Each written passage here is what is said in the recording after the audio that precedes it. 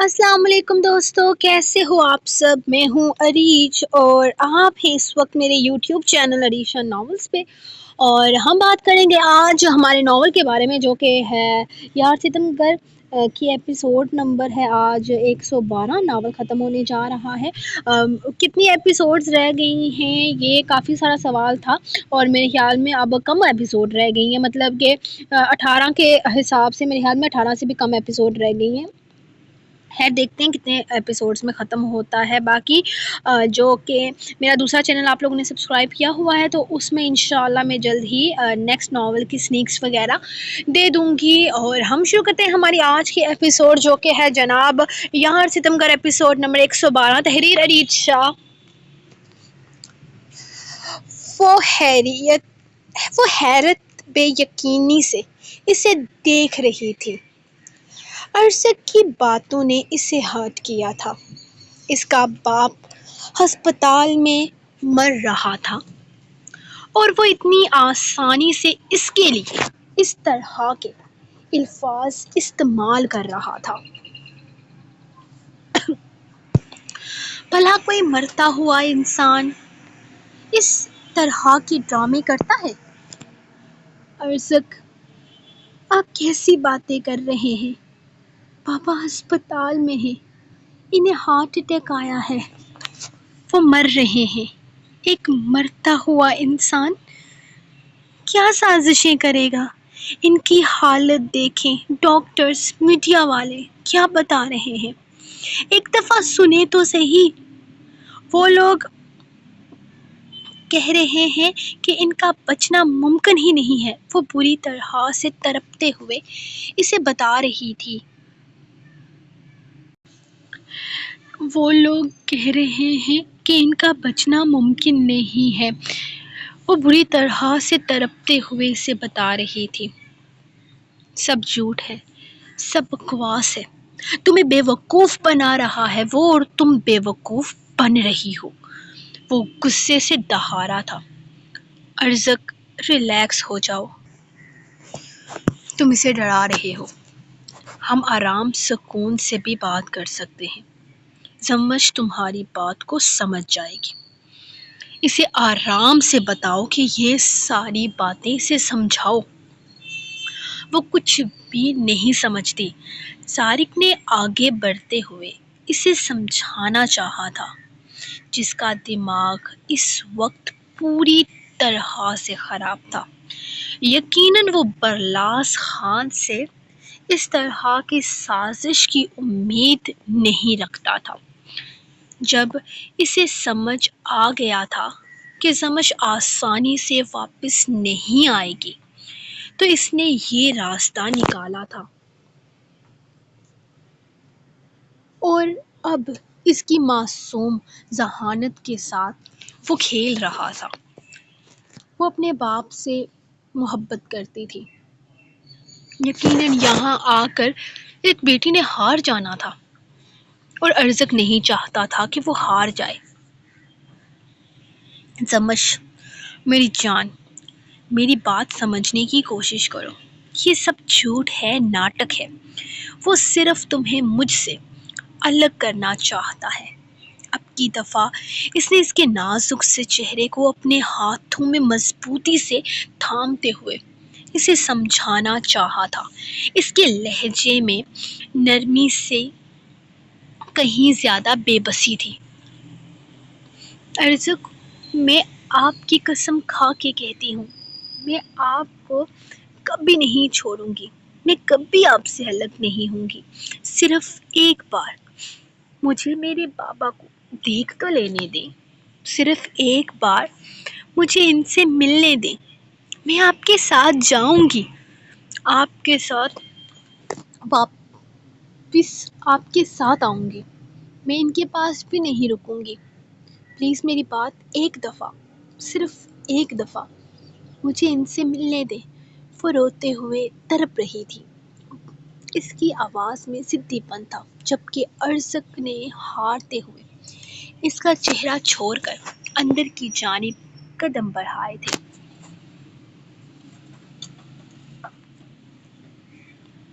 ارزق please, ایسا نہ کریں، پلیز یوں نہ کریں، میرے بابا کی زندگی کا سوال ہے،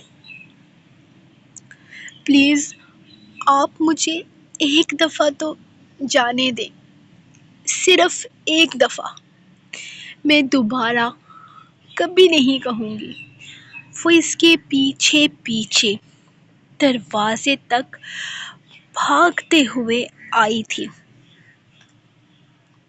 لیکن وہ دروازہ بند کر گیا تھا، جبکہ زمش وہیں زمین پر بیٹھ گئی کر پوری طرح سے تڑپ تڑپ کر رونے لگی، تو پری نے آگے بڑھتے ہوئے اسے تھام کر اپنے ساتھ لگا لیا تھا۔ پتہ نہیں وہ کہاں گیا تھا، ویسے تو درخنے ناراض تھی، لیکن پھر بھی اس کا سارا دھیان ہر طرف تھا۔ ابھی تھوڑی دیر پہلے تو وہ یہیں پر تھا نیچے، اب اچانک پتہ نہیں کہاں غائب ہو گیا تھا۔ عجیب آدمی تھا، بیوی روٹھ کر بیٹھی ہوئی تھی اور وہ اسے منانے کے بجائے آوارہ گردیاں کر رہا تھا۔ بیبی، آپ کے بابا بالکل بھی اچھے نہیں ہیں، ماما ناراض ہے تو انہیں ماما کو منانا چاہیے نا۔ نہ نکل گئے اپنے فضول کاموں کے لیے، وہ منہ بسور کر کہتی نیچے آ گئی تھی۔ سارا دن اچھی بچی بن بن کر بھی وہ تھک گئی تھی، اب دماغ میں کچھ شرارتی سا کلک ہو رہا تھا، لیکن اس نے شرارت نہیں کرنی تھی، اس نے اچھے بچوں کی طرح ارحم کو تنگ کرنا تھا۔ وہ وہیں باہر نکل کر آتے ہوئے جھولے پر بیٹھنے کا ارادہ رکھتی تھی، جو کچھ دن پہلے ہی درخنے نے ارحم سے کہہ کر لگوایا تھا کہ وہ واپس اسلام آباد جانا چاہتی ہے۔ کم سے کم وہاں باہر گارڈن میں جھولا تو ہے، اور یہ بھی کہ اسے جھولا جھولنا بہت زیادہ پسند ہے۔ بس اس نے یہ بات کی ہی تھی کہ ارحم نے تقریباً 2 گھنٹے کے اندر ہی اسے باہر لان میں خوبصورت سا جھولا لگوا کر دے دیا تھا، جس پر بیٹھنا اسے بے حد پسند تھا۔ وہ باہر کی طرف آتے ہوئے ارحم کو دیکھنے لگی تھی، جو جھولے کے قریب کھڑا تھا۔ وہ یہاں باہر کیا کر رہا تھا؟ اسے تو لگا تھا کہ وہ گھر میں ہے ہی نہیں۔ وہ آگے بڑھتے ہوئے جھولے کے قریب آتی جھولے پر بیٹھے کسی کو دیکھ رہی تھی، پھر احساس ہوا کہ وہ کوئی انسان نہیں بلکہ ایک انسان کے سائز کا ٹیڈی بیئر ہے، جس کے ہاتھ میں خوبصورت سا کارڈ تھا جس پر سوری لکھا تھا۔ وہ زیادہ پڑھی لکھی تو نہیں تھی، لیکن اتنی انگلش پڑھنا وہ جانتی تھی۔ ہائے میرا کیوٹ سا بچہ، دیکھو میں نے اپنے بیبی اور اپنے بیبی کی ماما کو منانے کے لیے ان جناب کو یہاں بلایا ہے، اور یہ جناب تمہیں کچھ دینا چاہتے ہیں۔ اس نے ٹیڈی بیئر کے ہاتھ میں موجود کاٹ نکال کر درخنے کو پکڑایا تھا،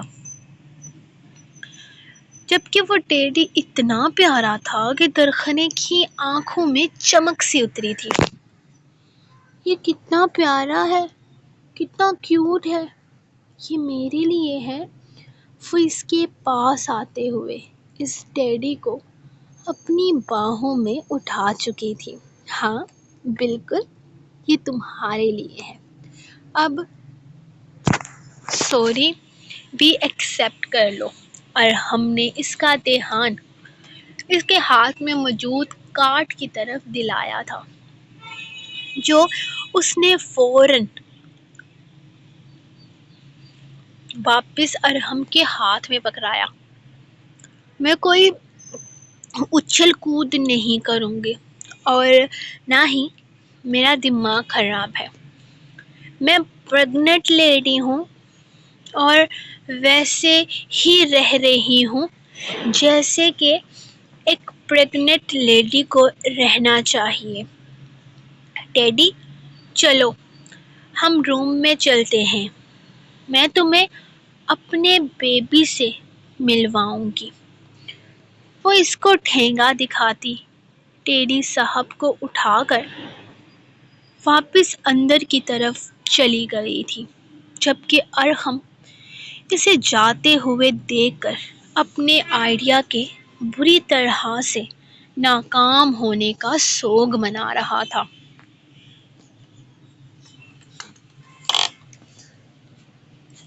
وہ رو رہی تھی، وہ رو رہی ہے زارق، دروازے سے اٹھنے کا نام نہیں لے رہی، جبکہ ارزق لالہ نے دروازہ اندر سے بند کر دیا ہے۔ مجھے اس کی بہت پریشانی ہو رہی ہے، جس طرح وہ ٹینشن لے رہی ہے، اللہ نہ کرے کہ وہ بیمار پڑ جائے۔ اس نے رو رو کر اپنی حالت خراب کر لی ہے۔ پلیز آپ جائیں نا، ارزق لالہ کو کہیں کہ دروازہ تو کھولے نا، اسے اس وقت ان کے سہارے کی ضرورت ہے۔ پری کمرے میں آ کر اس سے کہنے لگی تھی۔ وہ ان دونوں کے معاملے میں نہیں بولنا چاہتا تھا، لیکن اب معاملہ حد سے زیادہ بگڑ رہا تھا۔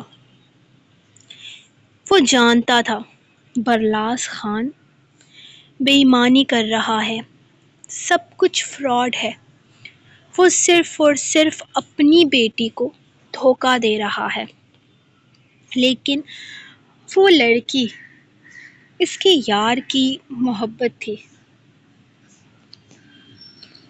اور برلاس خان اسے تکلیف دے رہا تھا۔ برلاس خان نے بہت گہری چال چلی تھی، اس کی پوری پلاننگ پکڑی گئی تھی، لیکن پھر بھی ان لڑکوں میں سے کسی نے بھی اب تک برلاس خان کا نام نہیں لیا تھا، جس کی وجہ سے وہ اس پر کوئی بھی پکڑ نہیں کر پائے تھے، جبکہ زمش کو وہ ہر حال میں ارزق سے الگ کرنا چاہتا تھا۔ برلاس خان کے لیے کوئی انسان اہمیت نہیں رکھتا تھا سوائے اس کی اپنی بیٹی کے۔ وہ اپنی بیٹی کے لیے کسی بھی حد تک جا سکتا تھا اور درانی خاندان کے ساتھ وہ کوئی بھی تعلق نہیں رکھنا چاہتا تھا، اسی لیے وہ زمش کی طلاق کے لیے بھی کسی بھی حد تک جانے کو تیار تھا۔ اسے فرق نہیں پڑتا تھا کہ زمش ارزق سے محبت کرتی ہے، اسے صرف اور صرف اس بات سے فرق پڑتا تھا کہ درانی خاندان کا کوئی بھی انسان اس کے لیے کوئی اہمیت نہیں رکھتا، جبکہ دوسری طرف سے ازبک نے جس طرح سے اسے دھوکہ دیا تھا وہ چیز اسے مزید پھنسا گئی تھی۔ وہ کیسے بھی زمش کو اب اپنی باتوں میں پھنسا کر ارزق سے اس کی طلاق کروانا چاہتا تھا۔ وہ اسے دھوکے میں رکھ کر بھی طلاق کے کاغذات پر اس سے سائن کروا سکتا تھا، اور وہ جانتا تھا کہ زمش اتنی بے وقوف ہے کہ اپنے مرتے ہوئے باپ کے کہنے پر کسی بھی کاغذ پر سائن کر دے۔ یہی تو وجہ تھی وہ کسی بھی قیمت پر اس کو برلاس خان کے پاس نہیں لے کر جانا چاہتا تھا۔ ویسے تو اس نے ازبک کے ساتھ مل کر گیم کھیلی تھی اور طلاق نامہ اصل میں کوئی طلاق نامہ تھا ہی نہیں، لیکن برلاس خان کا کیا بھروسہ، وہ چالاک اور چال باز انسان تھا، اس نے دنیا دیکھ رکھی تھی۔ وہ اتنا بے وقوف تو تھا نہیں کہ آسانی سے ازبک کے ہاتھ کی کٹ پتلی بن جاتا۔ بس یہی ڈر تھا جو اسے زمش کو برلاس خان کے پاس لے جانے نہیں دے رہا تھا۔ وہ اندر بیٹھا ہوا اس کی سسکیاں سن رہا تھا، اس کی آواز اندر تک آ رہی تھی۔ وہ خود بھی تڑپ رہا تھا۔ اسے روتے وہ دیکھ کہاں سکتا تھا، لیکن برلاس خان کو اس کی چال میں وہ کامیاب بھی نہیں ہونے دے سکتا تھا۔ وہ چالاک آدمی اپنی بیٹی کو بہت آسانی سے اپنے ہاتھ کی کٹ پتلی بنا سکتا تھا، اور زمش یہ سمجھنے کو تیار ہی نہیں تھی۔ وہ پوری طرح سے اس کی باتوں میں پھنس جاتی اور وہ چاہ کر بھی اسے برلاس خان کی چالوں سے نہ نکال پاتی، لیکن اس کے آنسوؤں کا وہ کیا کرتا؟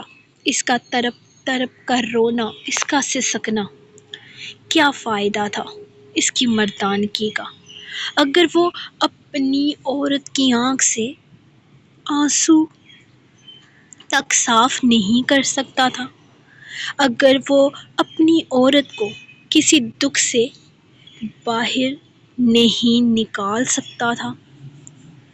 وہ غصے سے پاس پر آواز پوری شدت سے دیوار سے مارتا اٹھ کر دروازے تک آیا تھا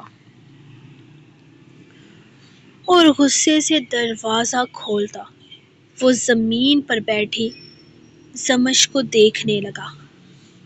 جس غصے سے اس نے دروازہ کھولا تھا، اسی شدت سے وہ کانپتے ہوئے اٹھ کر اس کے سینے سے لگ گئی تھی۔ جب میں آپ کو کبھی نہیں چھوڑوں گی، چاہے کچھ بھی ہو جائے، میں کبھی کبھی آپ کے ساتھ بے وفائی نہیں کروں گی، میں کبھی آپ کا دل نہیں دکھاؤں گی، میں آپ کو کبھی نہیں چھوڑوں گی۔ آپ پلیز مجھے میرے بابا کے پاس لے چلیں، پلیز ایک دفعہ، میں آئندہ کبھی بھی ضد نہیں کروں گی، صرف ایک دفعہ۔ میرے بابا اتنا بڑا جھوٹ نہیں بول سکتے، وہ اتنا بڑا دھوکہ نہیں دے سکتے، پلیز صرف ایک دفعہ مجھے میرے بابا سے ملنے دے۔ اس کی گردن میں منہ دیے وہ بری طرح سے سسک رہی تھی، جبکہ اسے شدت سے خود سے لگائے وہ اس کا چہرہ اپنے سامنے کر گیا۔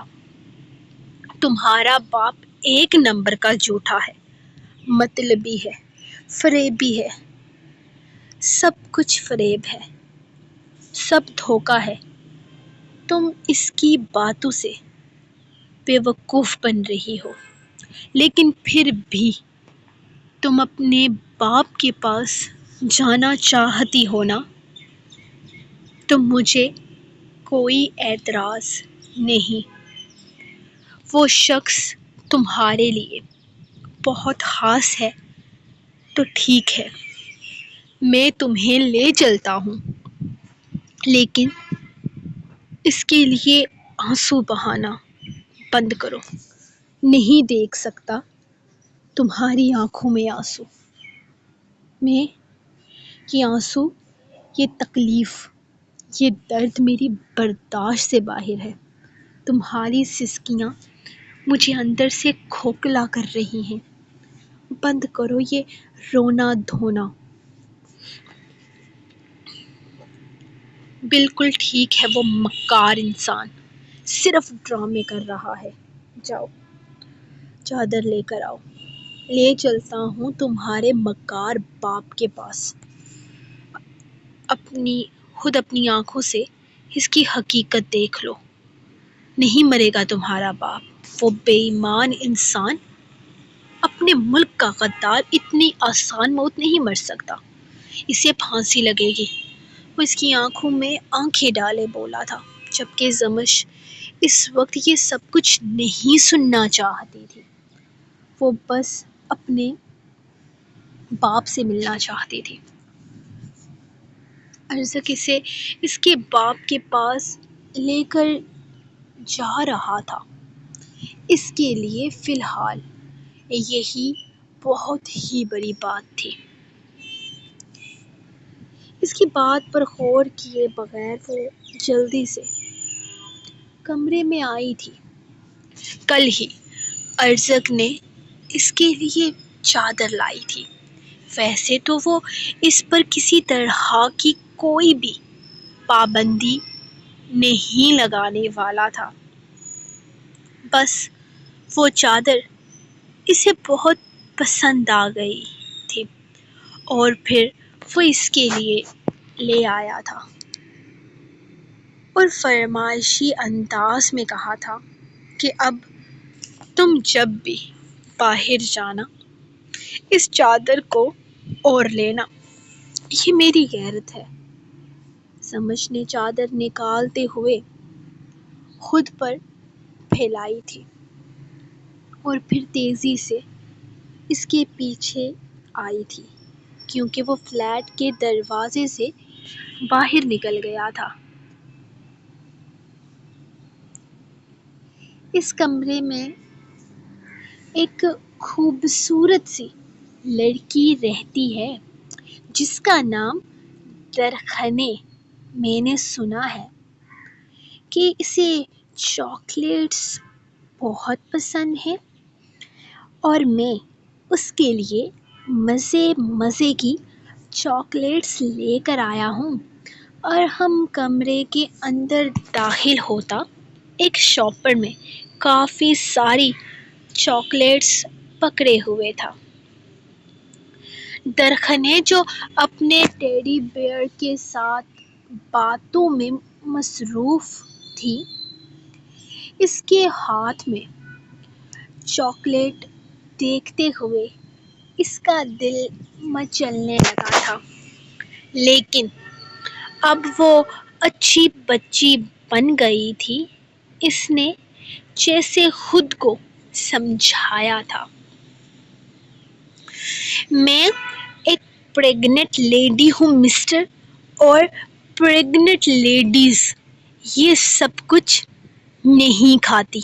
مجھے اپنے بچے کا خیال رکھنا ہے، اس کی کیئر کرنی ہے۔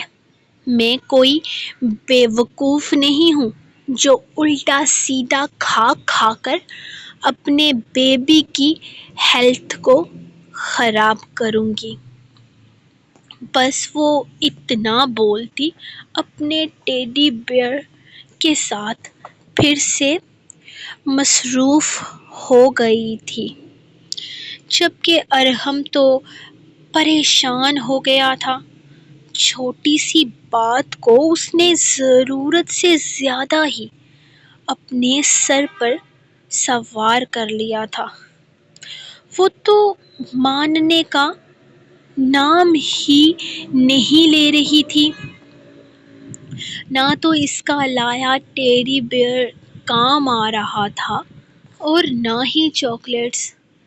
یہ چاکلیٹ بہت ہیلدی ہے، میں نے ڈاکٹر سے پوچھ کر لی ہے، یہ تمہیں یا تمہارے بیبی کو کسی طرح کا کوئی نقصان نہیں پہنچائے گی، ارحم نے پیار سے اسے دیکھتے ہوئے کہا تھا۔ اس نے پلٹ کر اس کے دیکھا تو پھر پورا شاپر ہی چھین لیا۔ کھا لوں گی میں، صرف اس لیے کیونکہ یہ میرے بیبی کے لیے ہیلدی ہے، اچھا ہے، ورنہ میں ایک پریگننٹ لیڈی ہوں اور میں ہر چیز میں احتیاط کرنا چاہتی ہوں۔ اس کے لہجے سے غصہ صاف پتہ چل رہا تھا، جبکہ ارحم جو چاکلیٹ پر اس کی ایکسائٹمنٹ دیکھنا چاہتا تھا، خاموشی سے بیڈ پر لیٹ گیا تھا۔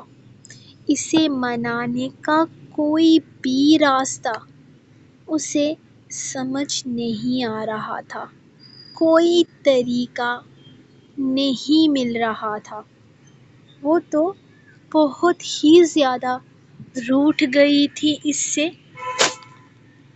ان کی طبیعت تو کافی زیادہ خراب ہے، آپ انہیں اتنی دیر سے ہسپتال لے کر آئے ہیں، ان کا دل بہت کمزور ہو چکا ہے۔ آپ لوگ کیا ہارٹ اٹیک کا ویٹ کر رہے تھے؟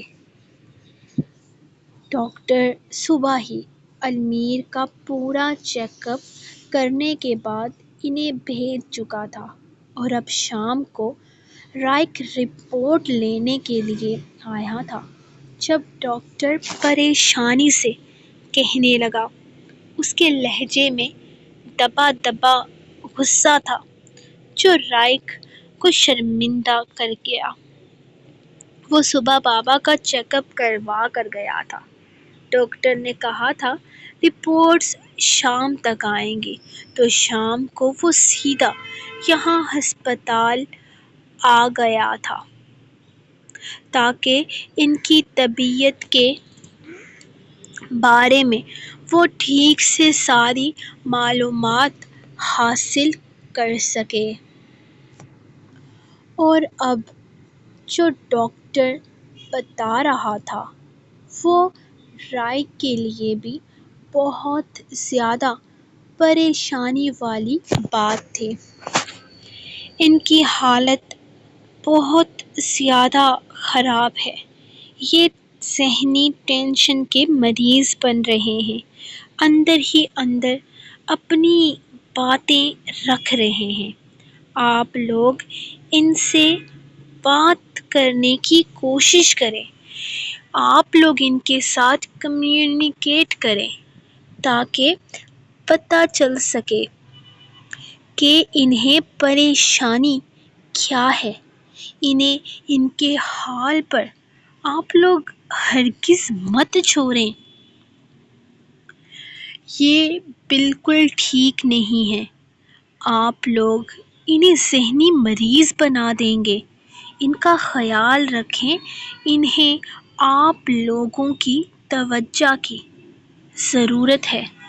میں تو پریشان ہو گیا ہوں المیر کی حالت دیکھ کر، وہ تو اچھے خاصے تھے، ابھی 6 مہینے پہلے میری ان سے ملاقات ہوئی تھی اور میں تو ان سے کہہ رہا تھا کہ ماشاء اللہ اس ایج میں بھی ان کی ہیلتھ کتنی اچھی ہے، کوئی بیماری نہیں، کوئی ٹینشن نہیں، جس پر وہ مجھ سے کہہ رہے تھے کہ الحمدللہ کوئی ٹینشن ہے ہی نہیں، زندگی مست گزر رہی ہے۔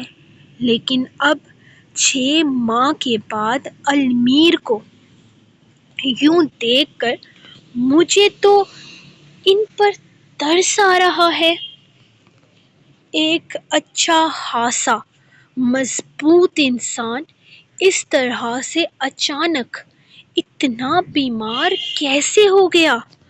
آپ ان کا خیال رکھیں، انہیں آپ کی توجہ کی ضرورت ہے، آپ کے والد ہیں، یہ آپ سب کا پہلا فرض بنتا ہے کہ آپ ان کی پریشانی کو سمجھنے کی کوشش کریں۔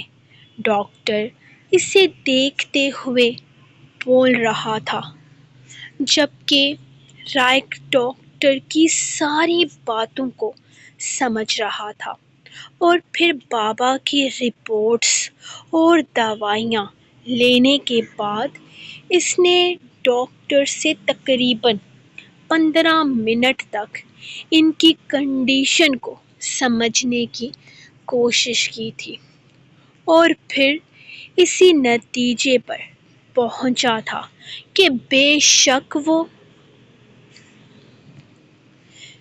کسی کو کچھ نہ کہہ رہے تھے، خاموش تھے، لیکن اس کی خاموشی کے ساتھ ساتھ امامہ بیگم کی لاپرواہی نے انہیں بہت ہرٹ کیا تھا۔ وہ اپنی فیلنگز کو کھل کر بیان کرنے والے انسان تو کبھی بھی نہیں تھے، لیکن اتنی ٹینشن اور پریشانی جو ان کی طبیعت کو اس حد تک خراب کر گئی تھی، رائے کو بھی بہت پریشان کر گئی تھی۔ ہان، ہم گھر جا رہے ہیں۔ وہ اس کے ساتھ لانگ ڈرائیو پر آئی تھی۔ تقریباً رات کے 10 بج رہے تھے جب وہ اسے واپس گھر کی طرف لے جانے لگا۔ کیوں؟ میری جان کا کہیں اور چلنے کا دل کر رہا ہے۔ وہ اس کے بازو کے گرد اپنا ہاتھ لپیٹے ہوئے اس کے کندھے پر اپنا سر رکھے ہوئے تھی۔ سوات چلیں؟ ہان، وہ ہوٹل مکمل کرنا ہے، آپ کے خواب کو مکمل ہوتے ہوئے دیکھنا ہے۔ وہ کام رہ گیا ہان، وہ آپ کا خواب ہے نا جسے آپ میرے ساتھ پورا کرنا چاہتے تھے؟ تو ہم یہاں کیا کر رہے ہیں، اتنے بڑے شہر میں، اتنی بھیڑ بھاڑ میں، اتنے سارے ٹریفک میں؟ وہ گاڑی ٹریفک کے بیچ رکتے دیکھ کر اسے دیکھنے لگا تو عائرہ کو ایک اور وجہ مل گئی تھی یہاں نہ رہنے کی۔ وہ کھل کر مسکرایا۔ چلیں نا ہان، وہاں چلتے ہیں، کتنا پیارا وقت گزرا ہے نا وہاں ہمارا۔ ہم وہاں چلیں گے جہاں آپ کے خواب پورے ہوں گے۔ چلیں نا ہان۔ آپ صرف مسکرائے جا رہے ہیں۔ وہ اس کا چہرہ نرمی سے تھام کر اپنی طرف کرتے ہوئے بولی تھی۔ میں کیا بولوں، تم نے کہہ دیا تو بس چلیں گے، اور کسی فضول بات کی گنجائش ہی نہیں ہے۔ جو میری خانہ کا حکم ہوگا وہی ہوگا۔ اب ہاتھ ہٹا لو میرے گال سے، ورنہ میں نے جھک کر تمہارے لبوں کو چوم لینا ہے، پھر تم نے ناراضگی سے منہ پھیلا لینا ہے، اور پھر کیا کہو گی تم؟ چھوڑو، میں بتاتا ہوں۔ خان اب کتنے بے شرم ہیں، بیچ بازار میں شروع ہو گئے ہیں۔ شرم نام کی تو کوئی چیز ہی نہیں ہے آپ میں، وہ اس کے سٹائل میں بول رہا تھا جب عائرہ نے اس کے گال کو چومتے ہوئے فاصلہ بنا کر دوسری طرف کھڑکی سے باہر چہرہ پھیر لیا۔ ازبک کی چلتی زبان کو اچانک بریک لگی تھی۔ بے یقینی غالب تھی اس پر۔ یقین نہیں آ رہا تھا اس کی خانہ اس طرح کی حرکت کر سکتی ہے، وہ بھی بیچ بازار میں۔ استغفر اللہ، بے شرم لڑکی! شرم نام کی کوئی چیز نہیں ہے۔ اس طرح کی حرکتیں بیڈ روم میں کی جاتی ہیں۔ اللہ، بیچ بازار میں شوہر کے گال چوم رہی ہے! شرم تو چھو کر نہیں گزری اس لڑکی کو۔ وہ مزے سے اسے تنگ کرنے لگا تھا جب عائرہ نے پلٹ کر اسے گھورا۔ ازبک فوراً چہرے پر معصومیت طاری کر گیا، جیسے سچ مچ میں اس کے ساتھ ظلم ہی ہو گیا ہو۔ اب شرافت سے گھر چلیں خان، ورنہ میں نے یہیں بیچ بازار میں آپ کی عزت لوٹ کرنا آپ کو کہیں منہ دکھانے کے قابل نہیں چھوڑنا۔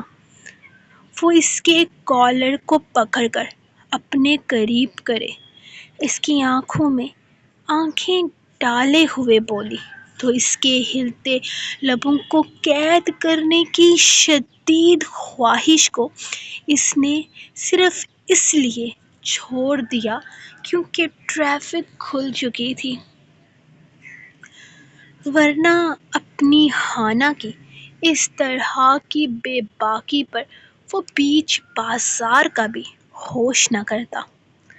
گاڑی تیزی سے آگے بڑھاتے ہوئے اس نے گھر پہنچنے کی کوشش کی تھی۔ وہ ایک لمحہ ضائع کرنے کا ارادہ نہیں رکھتا تھا۔ اس کی خانہ تو آج ضرورت سے زیادہ ہی رومانٹک ہو رہی تھی، اور وہ اپنی رومانٹک بیوی کے رومانٹک موڈ سے پوری طرح سے لطف اندوز ہونا چاہتا تھا۔ ارے خان، یہ کون سا طریقہ ہے؟ ہم پہلے نہیں آئے اس طرف۔ خان، ہم اتنی جلدی گھر کیسے پہنچ گئے؟ وہ اسے شارٹ کٹ سے گھر لے کر آیا تو وہ حیرت سے اس سے پوچھنے لگی۔ اسے تو لگ رہا تھا کہ ابھی گھر کا راستہ تقریباً آدھے گھنٹے کے فاصلے پر ہے، لیکن وہ تو تقریباً 10-12 منٹ میں ہی گھر پہنچ آئے تھے۔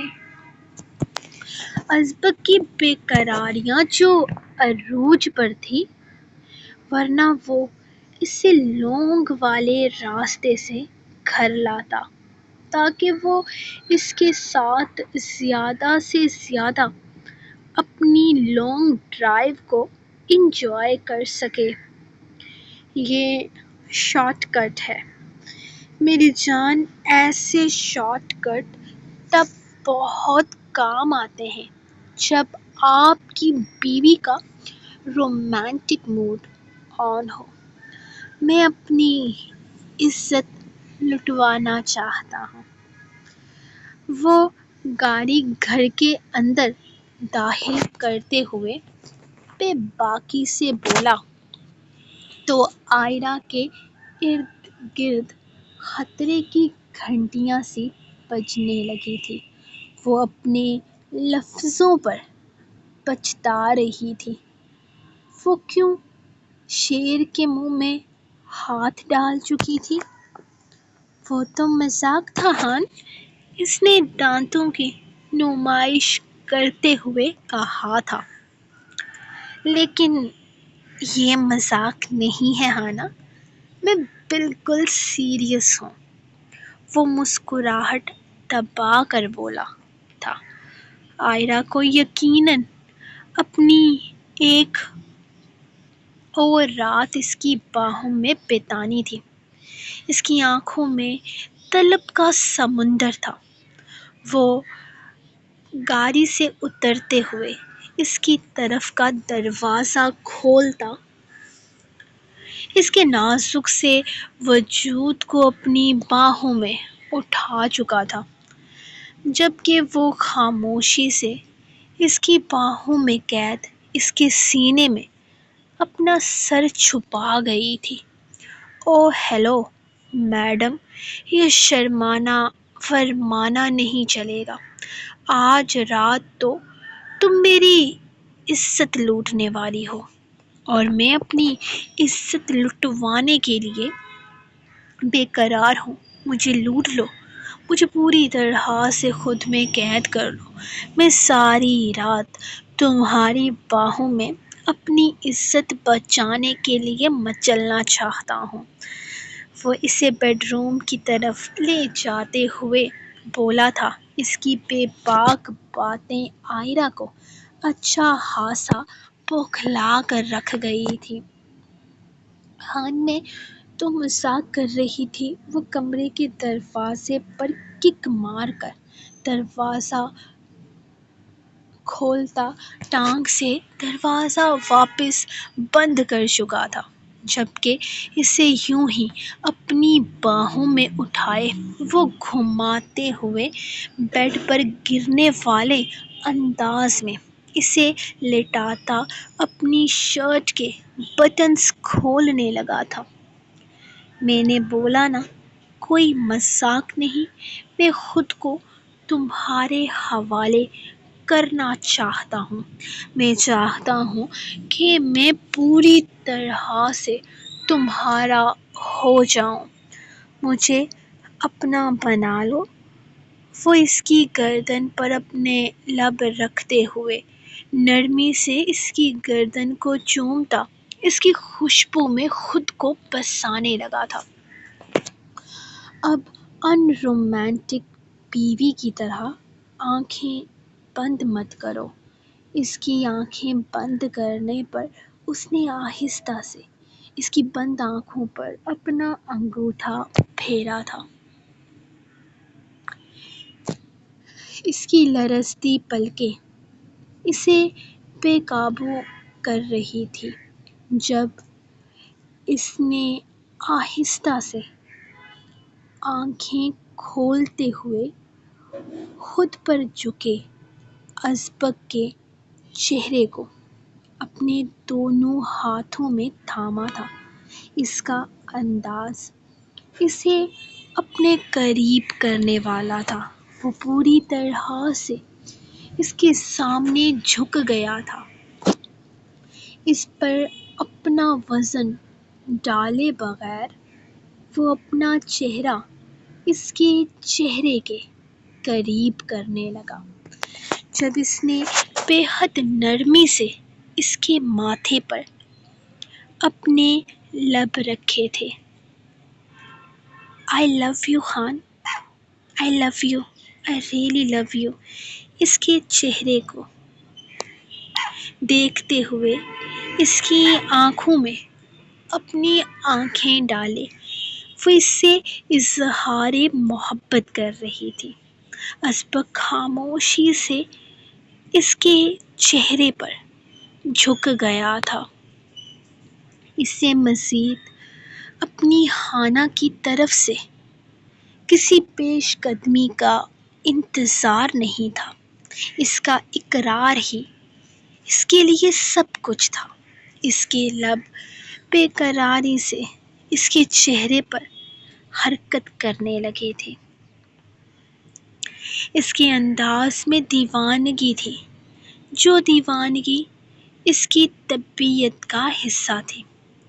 وہ محبت سے اس کے پور کو چومتے ہوئے اسے خود میں قید کر رہا تھا، جبکہ اس کی ہانا اسے محسوس کر رہی تھی، ہر انداز میں۔ ازبک کے لبوں پر گہری مسکراہٹ تھی۔ وہ اپنی زندگی کے سب سے خوبصورت لمحات کو جی رہا تھا۔ ہم ساتھ کب چلیں گے؟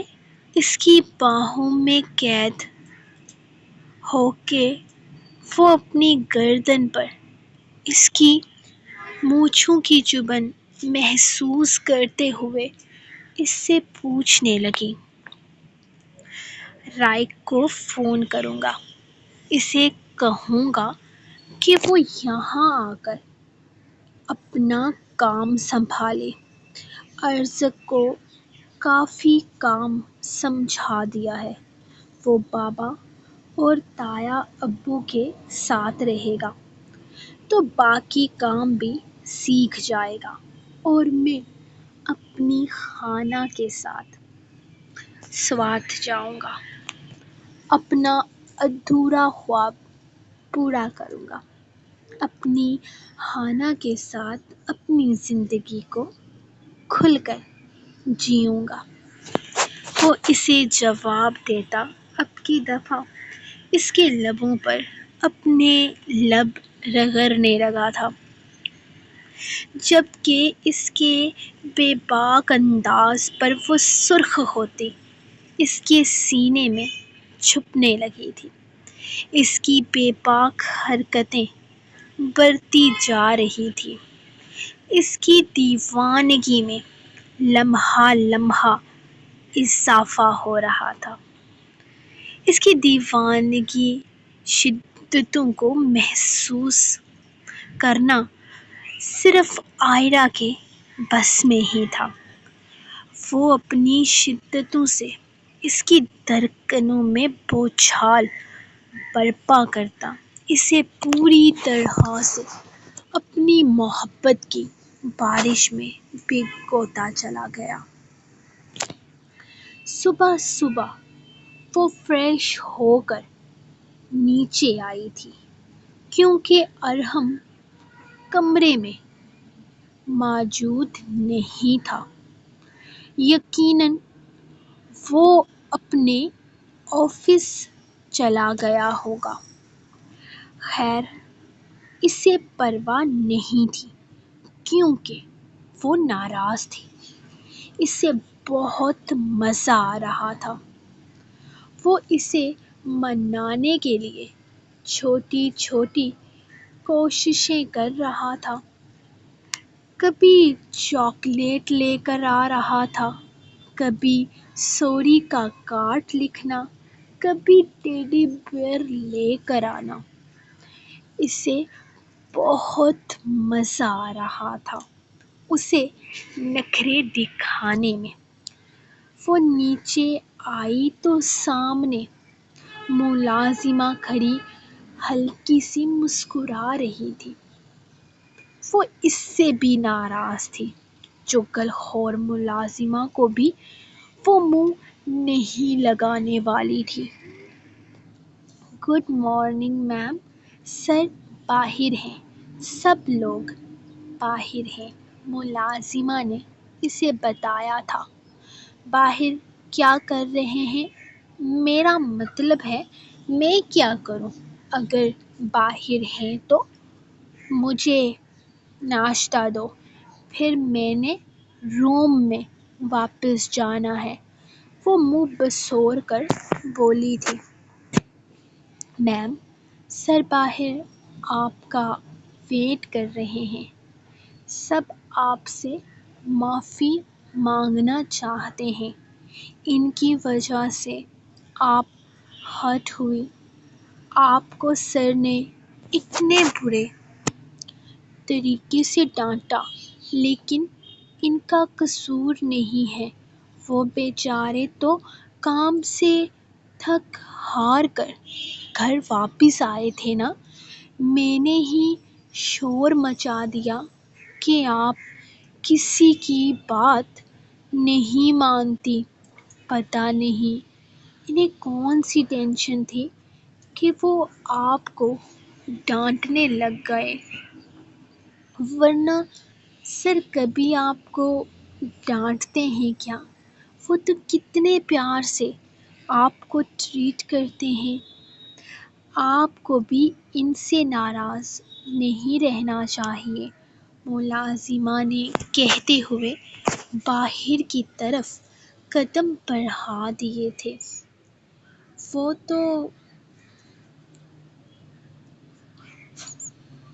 وہ بھی خاموشی سے اس کے پیچھے چلتی ہوئی باہر آئی تھی۔ میم، آئی ایم ریئلی سوری۔ اچانک ملازمہ نے پلٹ کر ایک خوبصورت سا گلاب اس کی طرف بڑھایا تھا۔ جب مسکرا کر اس نے تھام لیا، اسے اچھا لگا تھا اس کا اس طرح سے سوری بولنا۔ وہ اس کے ساتھ باہر آنے لگی تو دوسری ملازمہ نے ہاتھ میں 2 گلاب تھامتے اس کی طرف بڑھاتے اسے سوری کہا تھا، اور پھر تیسری ملازمہ ہاتھ میں 3 گلاب لے کر اس کے پاس آئی تھی۔ اس نے فوراً اس کے ہاتھ سے بھی گلاب تھام لیے۔ تم لوگ بہت اچھی ہو، میں نے تم لوگوں کو معاف کیا، درخنے نے اپنا دل بڑا کرتے ہوئے انہیں معاف کیا تو اچانک ہی پھولوں کا بڑا سا بوکے لے کر وہ اس کے پیروں میں بیٹھ گیا تھا۔ میں بھی بہت اچھا ہوں، بس کبھی کبھی اپنی معصوم سی بیوی کو ڈرا دیتا ہوں، جو کہ بہت ہی غلط حرکت ہے، مجھے معافی ملے گی؟ وہ زمین پر بیٹھا اس سے پوچھ رہا تھا، جبکہ اس کے انداز پر درخنیں کھلکھلا کر ہنسی تھی۔ ملے گی، ضرور ملے گی۔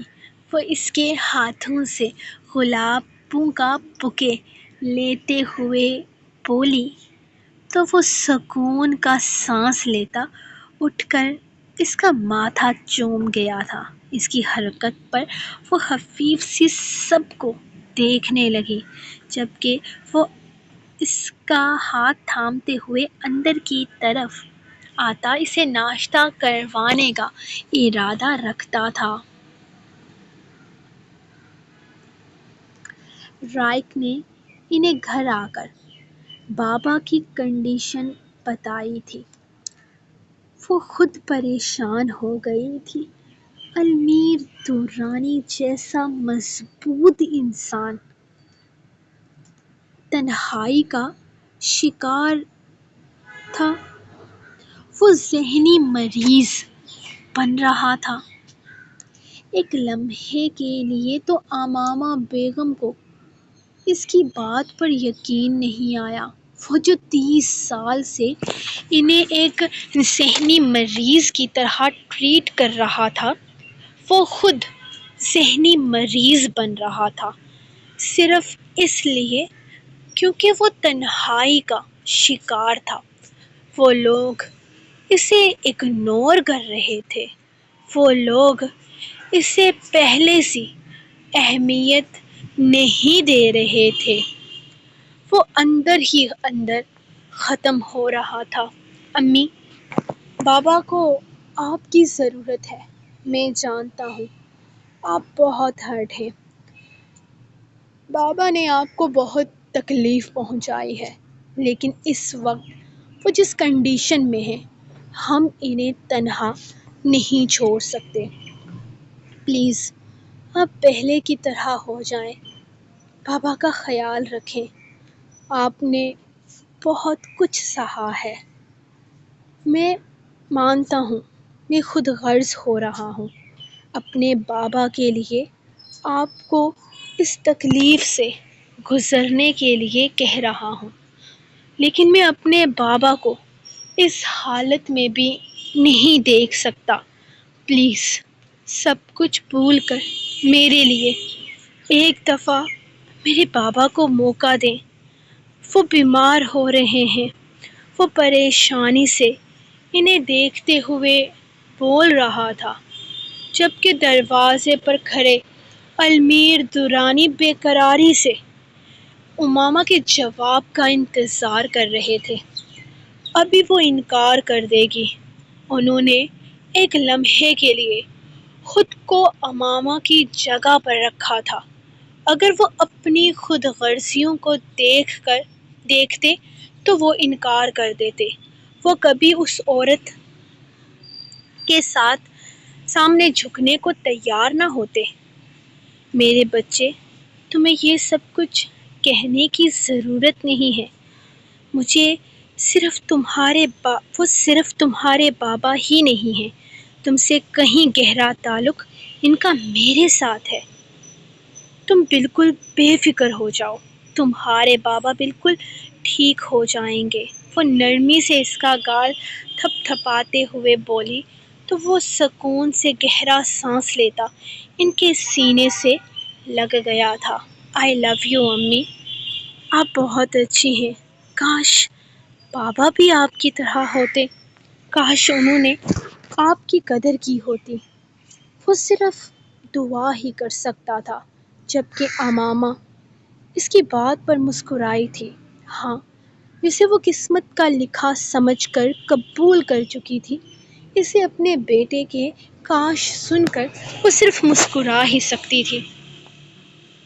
وہ ہسپتال کے اندر داخل ہوا تو برلاس خان کے ملازم نے اسے آتے دیکھ کر تیزی سے اس کی طرف قدم بڑھائے تھے، جب ارزق نے ایک جھٹکے میں سمجھ کو اپنے پیچھے کر لیا۔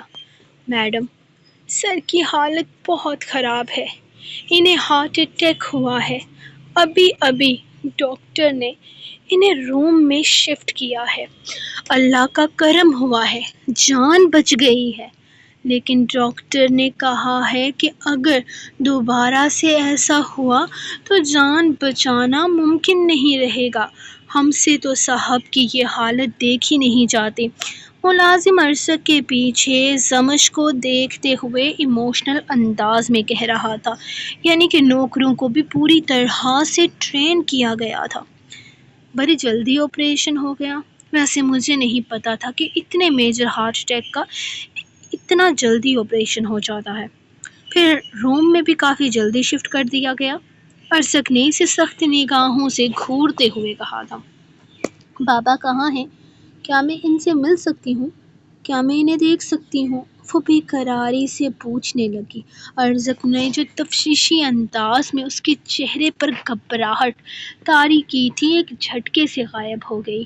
جی بی بی جی، آپ ان سے ملنے کی ہی تو خواہش انہیں ہسپتال لے آئی ہے، ڈاکٹر نے انہیں کمرے میں شفٹ کر دیا ہے، آپ ان سے مل سکتی ہیں۔ وہ ہوش میں ہے؟ بڑا جلدی ہوش نہیں آ گیا ایک ہارٹ پیشنٹ کو، وہ بھی اتنے میجر آپریشن کے بعد؟ ارزق نے پھر سے ملازم کو دیکھتے ہوئے کہا تو وہ ہربرا سا گیا تھا۔ صاحب جی، مجھے ان سب چیزوں کی سمجھ نہیں ہے، صاحب ہوش میں نہیں ہے، دوائیوں کے زیر اثر ہیں، حالت ان کی بہت خراب ہے اور بی بی جی سے ملنے کے لیے وہ بے چین تھے۔ یہ بات ہم تب سے جانتے ہیں جب سے بی بی جی گھر سے غائب ہوئے ہیں، انہیں ڈھونڈ کر صاحب پاگل ہو رہے تھے، کوئی ایسی جگہ نہیں چھوڑی تھی جہاں انہوں نے بی بی جی کو تلاش نہ کیا ہو۔ وہ تو خدا کا شکر ہے کہ بی بی جی صحیح سلامت ہیں، ان کی پریشانی نے ہی تو انہیں ہسپتال پہنچایا ہے۔ آئیے بیوی جی، آپ ان کے پاس کمرے میں چلیں۔ ملازم نے عرض کو جواب دیتے ہوئے زمج سے کہا تھا، جو فوراً اس کی بات مانتے اس کے پیچھے آئی تھی۔ وہ اسے اکیلے چھوڑنے کا کوئی ارادہ نہیں رکھتا تھا، اس لیے وہ اس کے پیچھے پیچھے آیا تھا۔ وہ دیکھنا چاہتا تھا کہ آخر برلاس خان کس حد تک گر سکتا ہے۔ وہ زمج کو کسی بھی طرح اپنی باتوں میں الجھانے کی کوشش کرے گا، کس طرح اس کے ذہن سے کھیلے گا، وہ سمجھ کر ایک لمحے کے لیے بھی اکیلا چھوڑنے کو تیار نہیں تھا۔ برلاس خان بے ہوش تو کیا، اگر مردہ حالت میں بھی پڑا ہوتا تب بھی وہ یقین کے قابل نہیں تھا۔